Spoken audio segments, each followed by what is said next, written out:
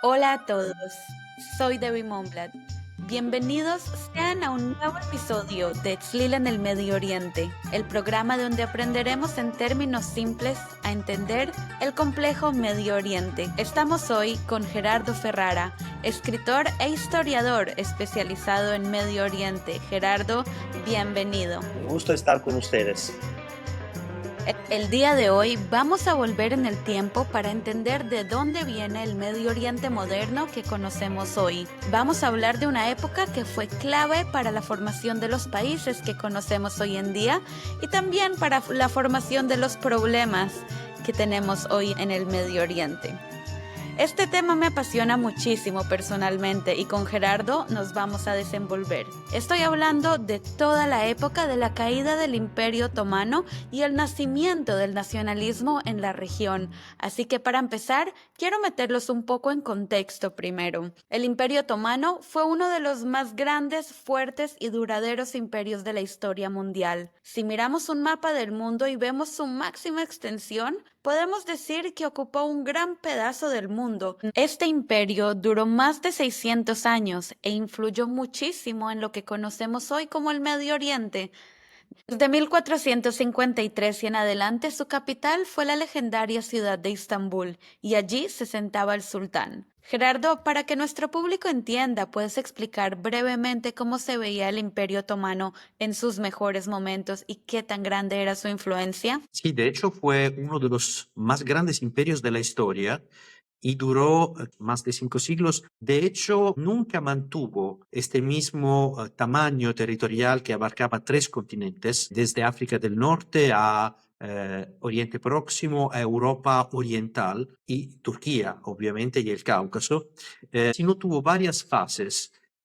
Pero en la época en la que mantuvo su más grande extensión, era un imperio increíble y sobre todo algo que muy impactante, la composición étnica que tenía, que se podía, digamos, comparar a otros grandes imperios de la historia como el Imperio Romano, y también fue muy famoso por la tolerancia religiosa y étnica al mismo tiempo en la que reinaba en el imperio. ¿Nos puedes contar un poco qué tipo de poblaciones incluía este imperio y cómo eran las dinámicas con el centro imperial? Conocemos la famosa técnica de los millet. ¿Nos puedes explicar qué son y por qué eran importantes estos para el imperio? De hecho, era un imperio que tenía una base religiosa. El sultán era jefe de los creyentes, considerado como el sucesor del profeta islámico Mahoma, y se le llamaba Amir al-Mu'minin, príncipe de los creyentes, o sea que tenía que ser musulmán y turco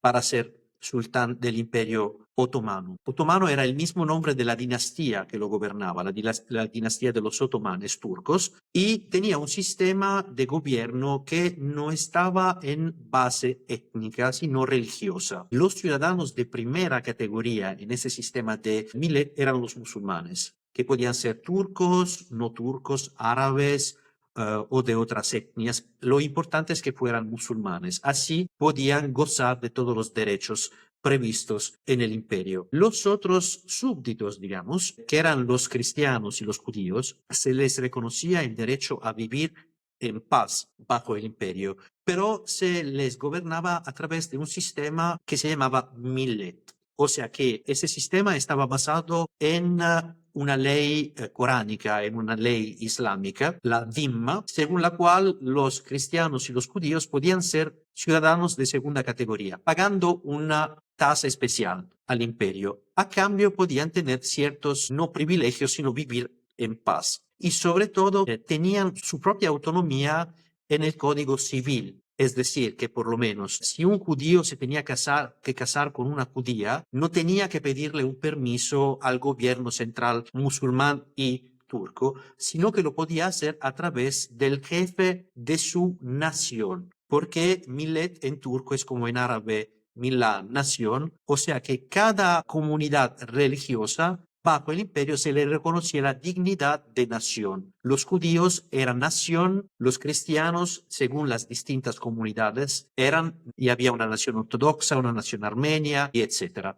Y pertenecer a esta comunidad estaba determinado por la religión. O sea, las minorías étnicas, las minorías religiosas, perdón, estaban divididas en millets y cada millet lo que tenía que hacer era pagar impuestos al centro imperial y de resto tenían autonomía en todo lo que es jurídico civil. ¿Estoy en lo correcto? Exactamente, y sobre todo que muchos países de Próximo Oriente, especialmente países islámicos de hoy, incluso en Israel, hay algunas cosas que se refieren a este tipo de gobierno en lo religioso y en lo civil. El derecho familiar o las bodas o las herencias se regulan, se gobiernan a través de un código religioso que es propio de cada comunidad. ¿Y tú crees, Gerardo, que el Imperio Otomano, ser un imperio con tantos grupos religiosos diferentes, esta relación tan buena que había con las minorías, piensas que es clave para la duración del imperio? Yo creo que sí, pues fíjate que en 1492, cuando los judíos fueron expulsados de España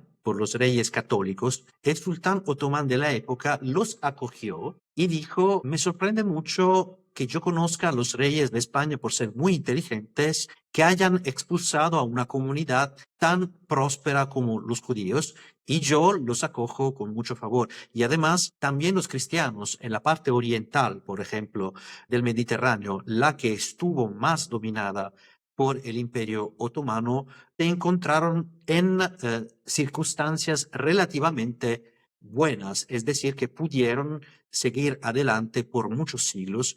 Esta es la razón por la que hemos tenido, por lo menos hasta los años 50, 60 del siglo pasado, grandes minorías cristianas en todo Próximo Oriente.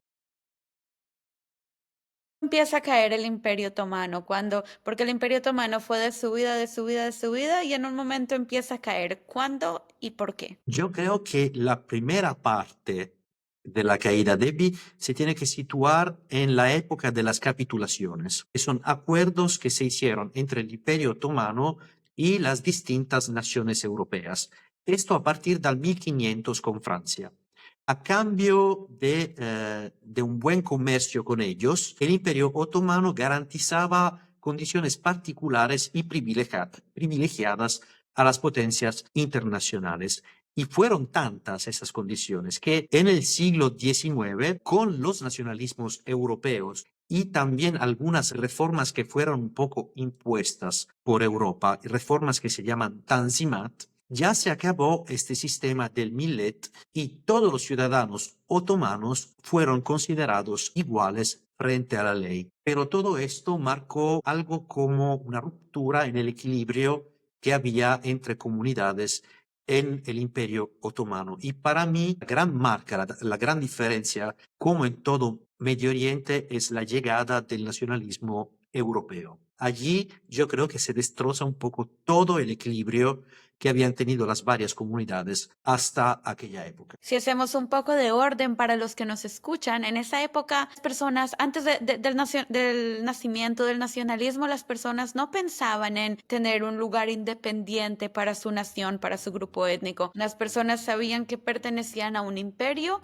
y así era. De repente nace el nacionalismo en Europa. Gerardo, ¿cómo llega este nacionalismo al Así es. Imperio Otomano? Con el colonialismo y también con la influencia ideológica de las potencias internacionales. Y sobre todo, yo creo que también una gran contribución, pues es la misma época en la que nace el sionismo y nace en Europa. Estas formas de nacionalismos en pueblos no europeos es un poco como una reacción. O sea, yo me doy cuenta de que existo como nación distinta por categorías que no son las anteriores, como la religión, pero que pueden ser la etnia, la lengua. Me doy cuenta de que existo frente a la existencia de otro. Es una reacción.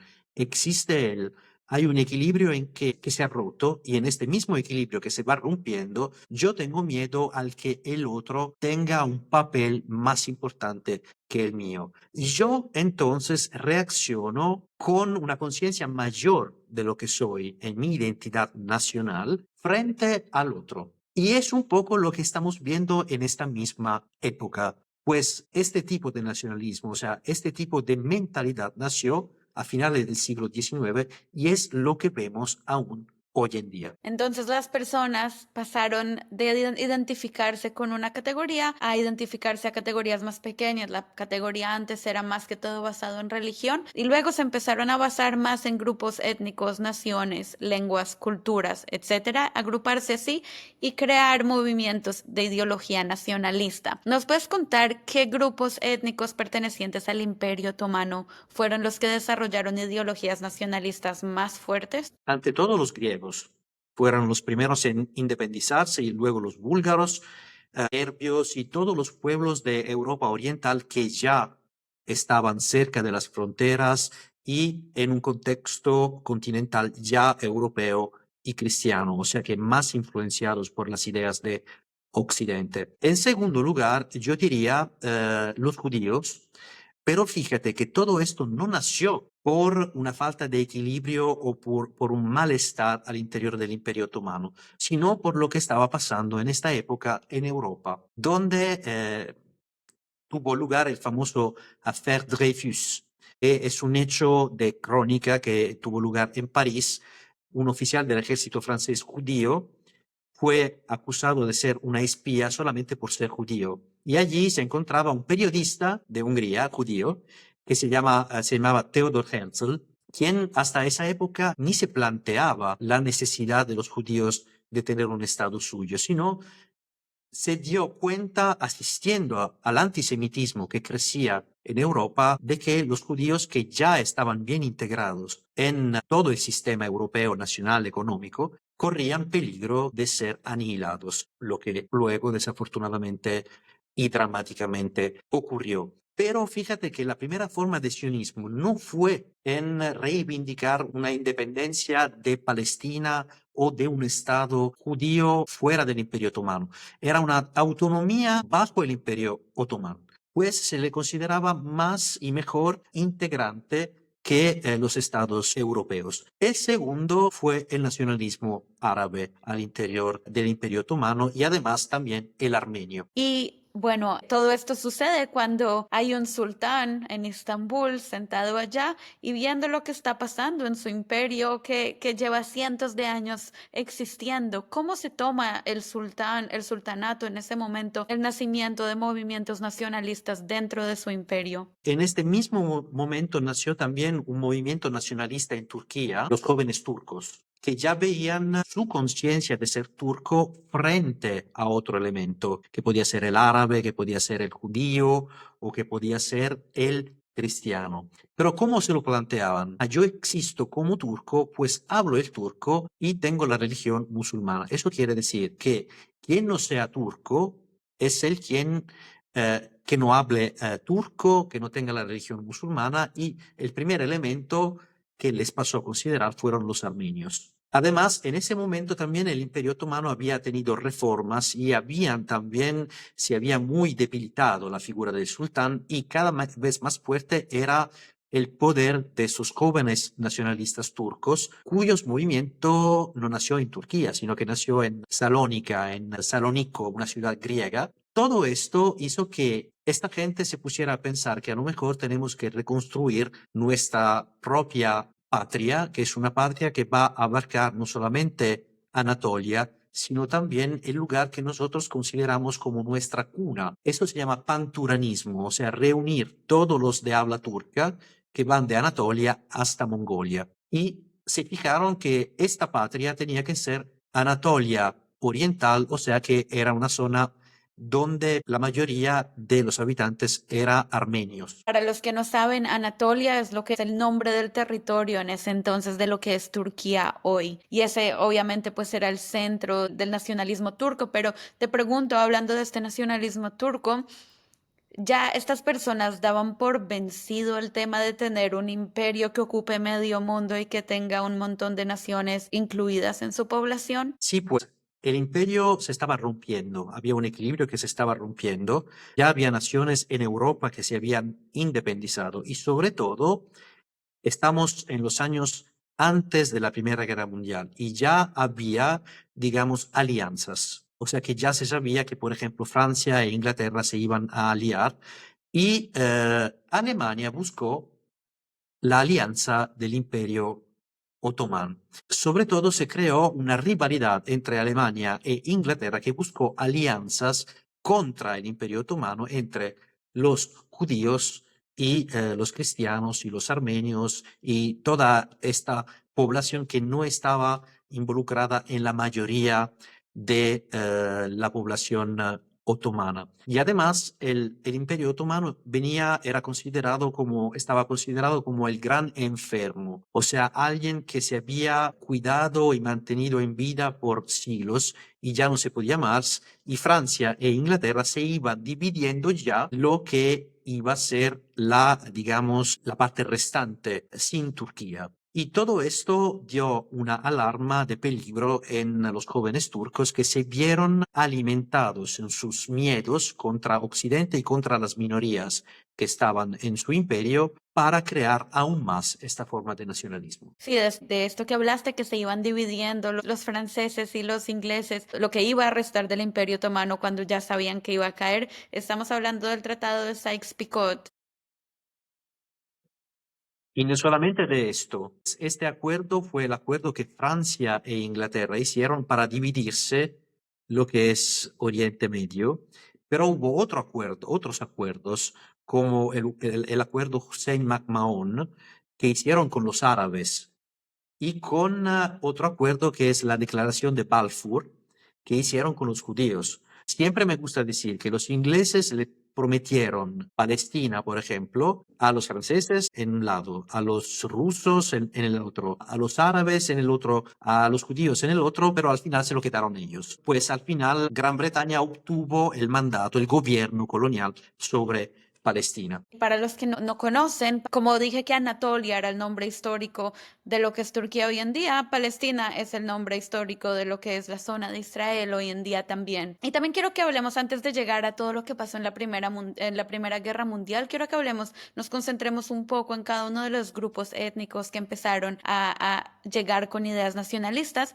y quiero que empecemos con los armenios. Gerardo, ¿nos puedes contar un poco sobre este grupo étnico? ¿Qué religión tienen? ¿Qué cultura tienen? ¿En qué parte del imperio vivían? ¿Y cómo era su relación con el centro imperial? Fueron una de las componentes más antiguas del Imperio Otomán y son una población que nació en el Cáucaso, lo que hoy en día es la República de Armenia, que es solamente un trocito del gran imperio que tuvieron en el pasado. Son una población de indoeuropea, tienen un idioma que es de la misma familia de la lengua inglesa o francesa o italiana o persa, y fueron el primer imperio en el mundo en adoptar el cristianismo como religión oficial. Tuvieron un imperio muy grande que fue, digamos, derrotado en varias ocasiones hasta que fue, digamos, dividido entre Rusia, una parte donde dominaba Rusia y la otra parte donde dominaba el imperio otomán y otra parte más pequeña donde estaban los persas. Y se encontraron en el imperio otomano una gran parte de este antiguo imperio que tenían era en Anatolia Oriental, o sea, lo que es hoy en día la zona oriental de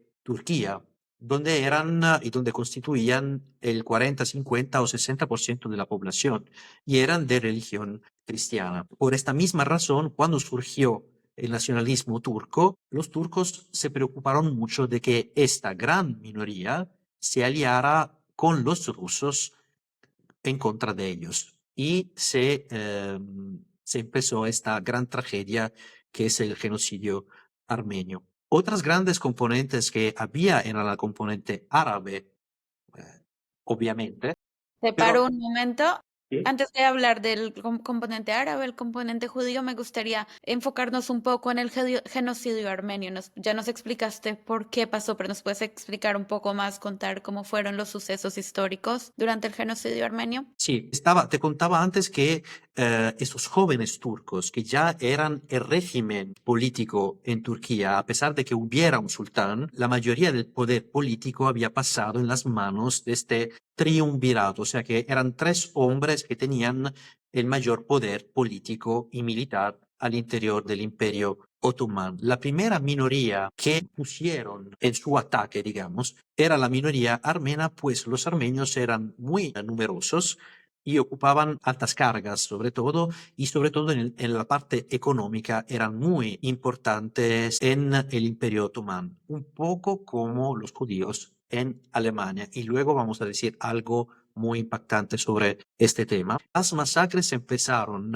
en 114, el 24 de abril, y 15, perdón. Con los primeros que fueron ejecutados fueron los intelectuales. Los hombres también fueron los segundos. Todos los hombres fueron ejecutados y las mujeres, los niños y los ancianos se les desraigó de todos sus pueblos, aldeas, barrios para obligarlos a marchar hacia el desierto sirio y murieron, la mayoría marchando, 1,5 millones de personas. Y lo más impactante, además de la tragedia en sí, es que en esa época, como te contaba, el Imperio Otomano ya tenía una fuerte alianza con Alemania y muchos oficiales del ejército futuro de Hitler estaban en el Imperio Otomano y eran testimonios de lo que estaba pasando entre turcos y armenios. Y los primeros en utilizar también trenes para deportar la población en misura más rara fueron los turcos. La idea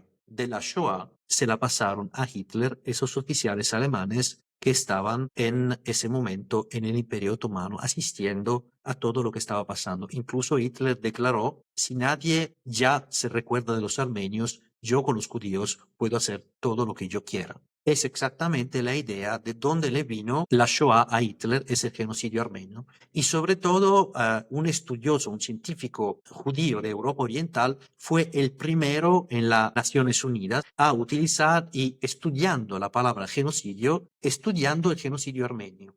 Y así se pudo dar cuenta y calificar como genocidio el genocidio de los judíos. Ahora quiero que pasemos a hablar de los judíos en el Imperio Otomano, cómo los judíos del imperio se sumaron al nacionalismo judío, al sionismo, y qué papel jugaron en ese movimiento, porque este nació en Europa. Entonces, ¿cómo se integraron los judíos del Imperio Otomano al nacionalismo judío en Europa, el sionismo? Hubo varias fases también en ese sentido, pues el nacionalismo judío que se conoce como sionismo nació como reacción al antisemitismo. O sea que también hubo un fenómeno que se llama Haskalah. Es el descubrimiento, el redescubrimiento de la identidad judía también en la literatura, en la música, y todo esto también contribuyó. Pero el factor más impactante para los judíos para volver a descubrir este nacionalismo fue el antisemitismo. Hay quien dice que el Estado de Israel es el fruto mayor del antisemitismo en Europa. Los judíos que ya se estaban integrando después de las reformas liberales a la sociedad europea occidental se dieron cuenta de que ya no podían vivir seguros en ese entorno. Pero esta forma de nacionalismo, el sionismo, también tiene varias corrientes. Tiene una corriente más territorial. O sea, había judíos que buscaban un hogar para la nación judía que no tenía que ser necesariamente lo que hoy es Israel. Se consideraron varios territorios, Argentina, Sinaí y varios otros territorios también en África. Una corriente más espiritual, el más famoso en ese sentido fue Ahad Ha'am, quien fue un gran hombre, quien dijo, nosotros tenemos que vivir junto a los árabes y respetarnos también al interior del Imperio Otomano, pero tenemos que encontrar un lugar donde estar seguros, donde podamos florecer con nuestra gran cultura y tradición espiritual. Otra forma de sionismo fue el sionismo revanchista, o sea, más militar, y que dio lugar a una forma más, digamos, militar de reacción en contra no de los otomanes, sino de los británicos, sobre todo. ¿Y cómo estaban relacionados los judíos del Imperio Otomano al movimiento sionista? No lo consideraban mucho, en el sentido de que los judíos del Imperio Otomano no habían tenido los mismos problemas que tenían los judíos de Europa. Había una minoría de judíos en Israel, en lo que hoy es Israel, que se consideraban a sí mismos como parte del Imperio Otomano y que se consideraban con sus vecinos árabes, musulmanes o judíos o de otras etnias perfectamente incorporados.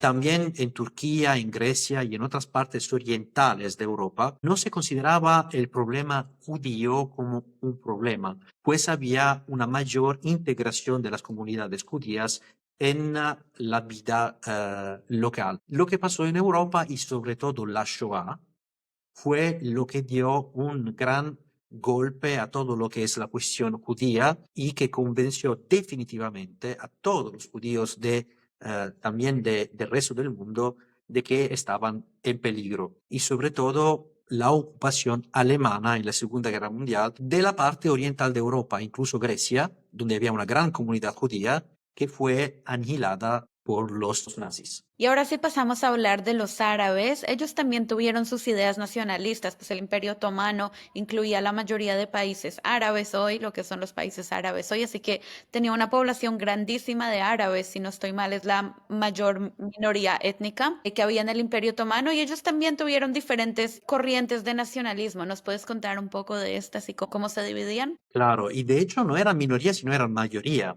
porque eran más árabes que turcos incluso, pero se consideraban un poco menos minoría, pues eran en gran mayoría musulmanes. Así que no se consideraban tanto como una minoría, sino que de hecho eran una mayoría religiosa. El nacionalismo árabe también nació, y fíjate que no fue creado solamente por musulmanes, fue creado también por cristianos de Líbano y de Siria. Era una reacción, toma de identidad y de conciencia de que el árabe era distinto del turco, gracias a las ideas que venían de Francia y de Europa. Esta es la primera forma de nacionalismo que se creó, que también se puede definir una forma de nacionalismo pan-árabe o pan-arabismo. Es árabe el que habla árabe, según la tradición un poco occidental.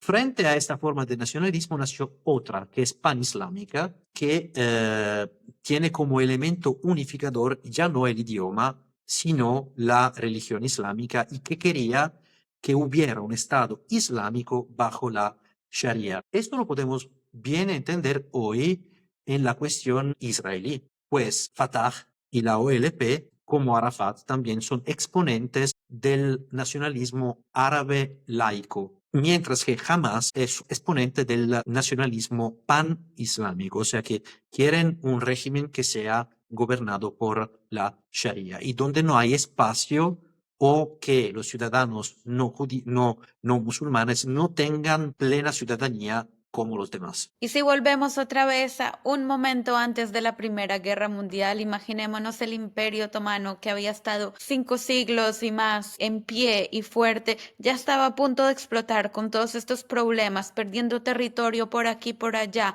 con grupos étnicos, con nacionalismo floreciendo en diferentes partes del imperio. Llega la Primera Guerra Mundial y lleva a la caída final del Imperio Otomano. Gerardo, ¿nos puedes contar un poco por qué el Imperio Otomano entra a la Primera Guerra Mundial? ¿Quiénes eran sus aliados? ¿Y qué papel juegan los movimientos nacionalistas en lo que sucedió? En lo que sucedió, el papel más importante lo tiene justamente el movimiento nacionalismo turco, pues se dio cuenta de que ya el sultán y su poder eran débil y no había protegido lo bastante eh, el imperio. Así que la nueva nación turca que se iba a formar después de esta caída, lo primero que hizo fue la abolición de estas capitulaciones, o sea, acuerdos especiales con las potencias europeas. El principal aliado del Imperio Otomano en la Primera Guerra Mundial fue Alemania.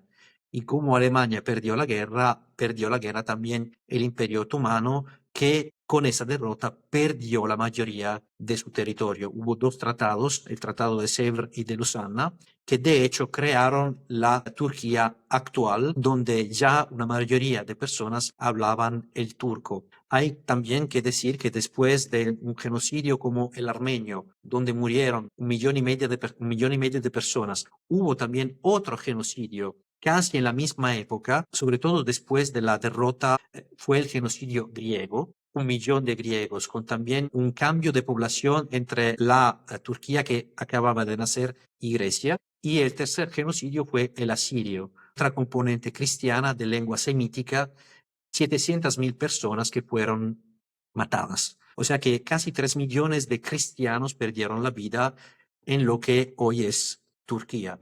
Sobre todo, esto dio mucho poder a la componente nacionalista laica, y militar en Turquía, algo que duró hasta la época de Erdogan. ¿Y nos puedes contar un poco cómo, bueno, cayó el Imperio Otomano y los turcos formaron lo que es Turquía en hoy en día, lo que es Turquía, y el resto de territorio, que es casi todo el Medio Oriente, norte de África, todavía seguía bajo mandato del Imperio Otomano antes de la Primera Guerra Mundial? Entonces, ¿cómo jugó el tema del nacionalismo de estas minorías étnicas en todo el imperio? ¿Cómo jugó para la formación de los países que conocemos hoy en día en Oriente Medio? De hecho, el drama de todo eso es que después de la derrota del Imperio Otomano y de la distribución de su territorio, inmenso territorio, los países que ya no eran parte de Turquía, como podía ser Siria, Jordania, la parte de Arabia Saudí, la gran parte del norte y oeste de Arabia Saudí, ya formaron partes de nuevos no estados, sino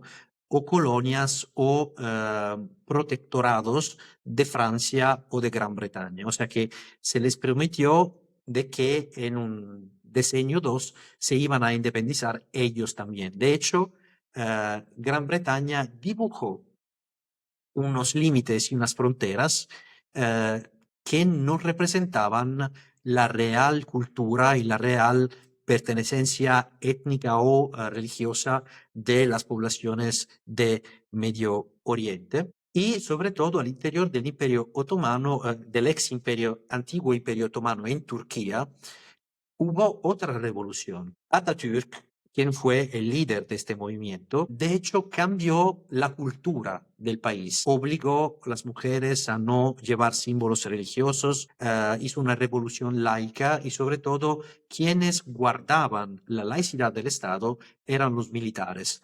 Y esto provocó mucha inestabilidad en los decenios sucesivos, pues los militares hicieron muchos golpes de Estado en Turquía.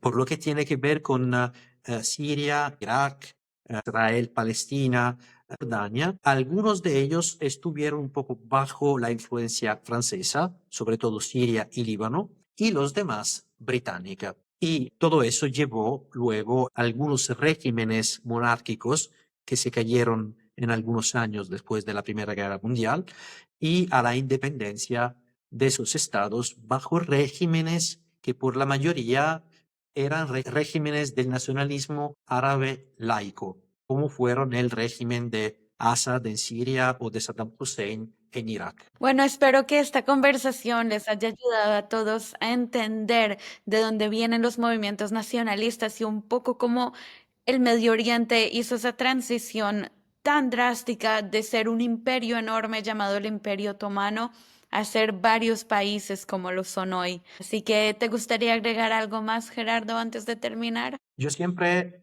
he amado el Medio Oriente y sobre todo me siento en casa cuando estoy allí. Y siempre digo que hay un valor que en árabe se dice Aish al-Mushtarak, quiere decir vivir juntos. Esto era el gran patrimonio de Medio Oriente hasta la llegada del nacionalismo en Europa. Yo sueño con ver algún día Medio Oriente estar así como ha estado en muchos siglos judíos, musulmanes, cristianos de toda etnia y de toda religión, poder vivir por fin juntos, pues se lo merecen porque han sufrido demasiado. Y sobre todo yo creo que la tarea de nosotros, historiadores y de gente que se ocupa de esto, es favorecer el conocimiento de los fenómenos históricos que llevaron a lo que hoy en día podemos ver frente a nuestros ojos. Muchísimas gracias, Gerardo. Gracias.